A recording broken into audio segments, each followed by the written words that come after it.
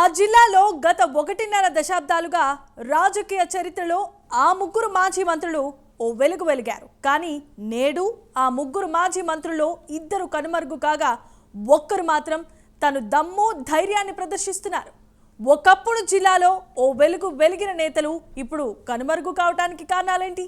ముగ్గురిలో ఒక్కరు మాత్రం దమ్ము ధైర్యం చూపిస్తున్న ఆ నాయకుడెవరు? What's the story?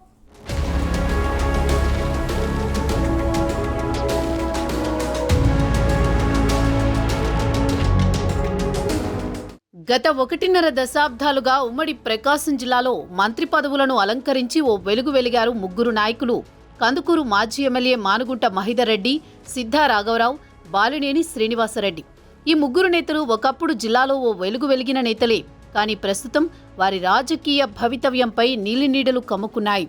ఈ ముగ్గురిలో మానుగుంట మహిదర్ రెడ్డి, సిద్ధా రాఘవరావు వీరిద్దరూ ప్రస్తుతానికి సైలెంట్గా ఉండి సస్పెన్స్ క్రియేట్ చేస్తుంటే, బాలినేని శ్రీనివాసరెడ్డి మాత్రం మరో రాజకీయ చరిత్రకి నాంది పలికారని చెప్పొచ్చు.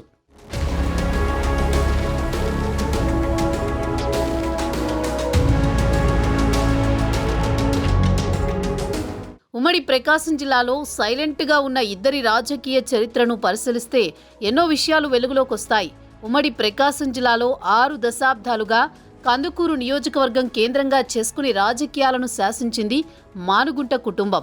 మహిదర్ రెడ్డి తండ్రి ఆదినారాయణ రెడ్డి ఇక్కడి నుంచే 3 సార్లు ఎమ్మెల్యేగా గెలుపొందగా, మానుగుంట మహిదర్ రెడ్డి కందుకూరు నియోజకవర్గ కాంగ్రెస్ పార్టీ అభ్యర్థిగా 1999, 2004, 2009 ఎన్నికల్లో గెలిచారు.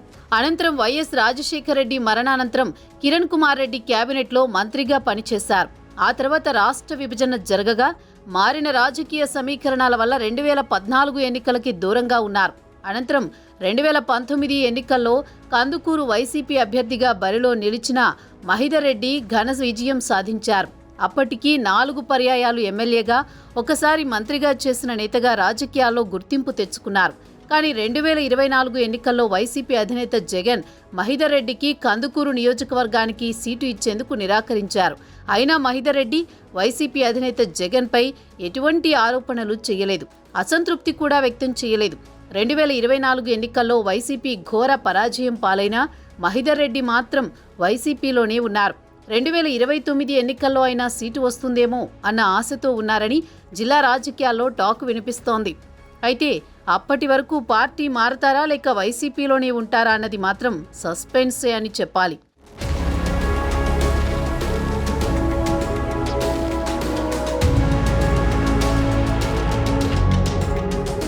ఇక టీడీపీ మాజీ మంత్రి సిద్ధా రాఘవరావు రాజకీయ చరిత్రను చూస్తే ప్రకాశం జిల్లాలో ఈయన ఓ బడా గ్రానైట్ పారిశ్రామికవేత్త, ఆర్యవైశ్య సామాజిక వర్గానికి చెందిన నేత కావడం, దైవభక్తి కూడా కాస్త ఎక్కువే ఉండడంతో జిల్లాలో అనేక దేవాలయాలను నిర్మించారు. గతంలో శ్రీశైలం దేవస్థానం ట్రస్ట్ బోర్డు చైర్మన్గా పనిచేశారు. ప్రజా సమస్యల కోసం తన సొంత నిధులను సైతం ఖర్చు చేస్తూ తన కార్యకర్తలను ఆర్థికంగా, సామాజికంగా అండగా ఉంటారు. దీనిని చూసిన టీడీపీ అధినేత చంద్రబాబు 2004, 2009 ఎన్నికల్లో ఒంగోలు నియోజకవర్గ అసెంబ్లీ అభ్యర్థిగా సిద్ధాను బరిలో నిలిపారు. అయితే ఆ 2 ఎన్నికల్లో సిద్ధా రాఘవరావు ఓడిపోయారు. 2014 ఎన్నికల్లో దర్శి నియోజకవర్గ అసెంబ్లీ అభ్యర్థిగా బరిలో నిలిచి స్వల్ప మెజారిటీతో గెలుపొందారు. దీంతో సిద్ధాకు చంద్రబాబు నాయుడు మంత్రి పదవి కట్టబెట్టారు. కానీ 2019 ఎన్నికల్లో దర్శి నియోజకవర్గం సీటు ఆశించినా టీడీపీ అధినేత చంద్రబాబు ఇవ్వలేదు. ఒంగోలు పార్లమెంటు టీడీపీ అభ్యర్థిగా బరిలో నిలిచి ఓడిపోయారు. తాను కోరినట్లు దర్శి సీటును ఇవ్వకుండా ఒంగోలు పార్లమెంటు సీటు ఇవ్వడంతో ఆయన ఓడిపోయారు. ఆ తర్వాత 2019 ఎన్నికల్లో వైసీపీ అధికారంలోకి వచ్చిన తర్వాత సిద్ధా రాఘవరావు వ్యాపార సంస్థలపై ఐటీ దాడులు జరిగాయి. ఆ సమయంలో బాలినేని సహకారంతో వైసీపీ గూటికి చేరారు. అయితే 2024 ఎన్నికల్లో దర్శి సీటును సిద్ధా ఆశించగా అందుకు జగన్ నిరాకరించారు. అదే సమయంలో టీడీపీ అధినేత చంద్రబాబు సిద్ధా రాఘవరావుకి దర్శి నియోజకవర్గ సీటును కేటాయించినా సిద్ధా మాత్రం సున్నితంగా తిరస్కరించారు. 2024 ఎన్నికల్లో వైసీపీ అధికారంలోకి వస్తుందన్న ధీమాతో టీడీపీ ఆఫర్ను సిద్ధా తిరస్కరించారు. అయితే ఇప్పుడు మరోసారి టీడీపీ గూటికి వచ్చేందుకు సిద్ధా ప్రయత్నిస్తున్నారని రాజకీయ వర్గాల్లో టాక్ నడుస్తోంది.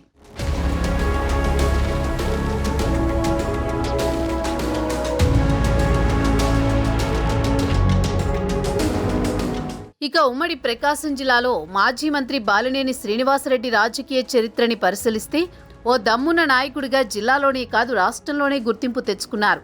బాలినేని శ్రీనివాసరెడ్డి అంటే రాష్ట్ర రాజకీయాల్లో సంచలన నిర్ణయాలకు కేర్ ఆఫ్ అడ్రస్గా చెప్పొచ్చు. తాను తీసుకునే ప్రతి నిర్ణయం తన రాజకీయ భవిష్యత్తుకు తిరుగులేనివిగా ఉంటాయి. తొలుత బాలినేని 1999 ఎన్నికల్లో నేదురుమల్లి జనార్దన్ రెడ్డి ఆశీస్సులతో ఒంగోలు అసెంబ్లీ కాంగ్రెస్ అభ్యర్థిగా బరిలో నిలిచి గెలిచారు. ఆ తర్వాత 2004, 2009 ఎన్నికల్లో కాంగ్రెస్ పార్టీ తరపున గెలిచారు. వైఎస్ కేబినెట్లో మంత్రిగా పనిచేశారు. ఆ తర్వాత వైఎస్ మరణించడంతో వైసీపీలో చేరారు. తన ఎమ్మెల్యే పదవిని, మంత్రి పదవిని సైతం తృణప్రాయంగా వదులుకుని వైసీపీకి అండగా నిలిచారు. ఆ సమయంలో ఎమ్మెల్యేగా రాజీనామా చేయడంతో 2011లో మధ్యంతర ఎన్నికలొచ్చాయి. ఆ ఎన్నికల్లో ఒంగోలు వైసీపీ అభ్యర్థిగా బాలినేని ఘన విజయం సాధించారు. అప్పటికే ఆయన 4 సార్లు ఎమ్మెల్యేగా వరుస విజయాలను అందుకొని జోరు మీదున్నారు. అనంతరం రాష్ట్ర విభజన జరగడం, ఆ తర్వాత మారిన రాజకీయ సమీకరణాలను బట్టి 2014 ఎన్నికల్లో మొదటిసారి ఓటమిని చవిచూశారు. ఆ తర్వాత 2019లో జరిగిన ఎన్నికల్లో ఒంగోలు ఎమ్మెల్యేగా మరోసారి గెలిచారు. 2019లో జగన్ కేబినెట్లో మంత్రి పదవిని అలంకరించారు.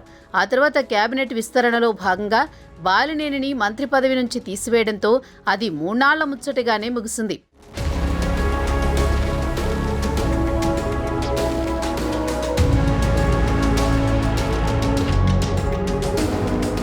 మొన్న 2024 ఎన్నికల్లో ఒంగోలు అసెంబ్లీ వైసీపీ అభ్యర్థిగా బరిలో నిలిచిన బాలినేని ఓడిపోయారు.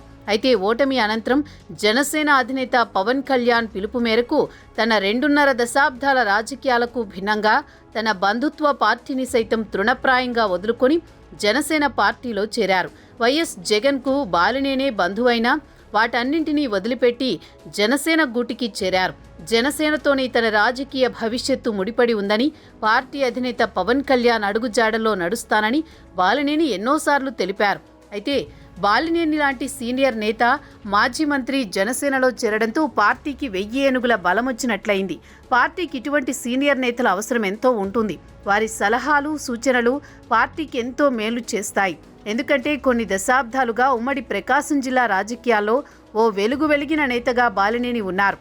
కాబట్టి రాబోయే రోజుల్లో జనసేనకు ఆయన కొండంత అండగా నిలుస్తారనడంలో ఎటువంటి సందేహం లేదు.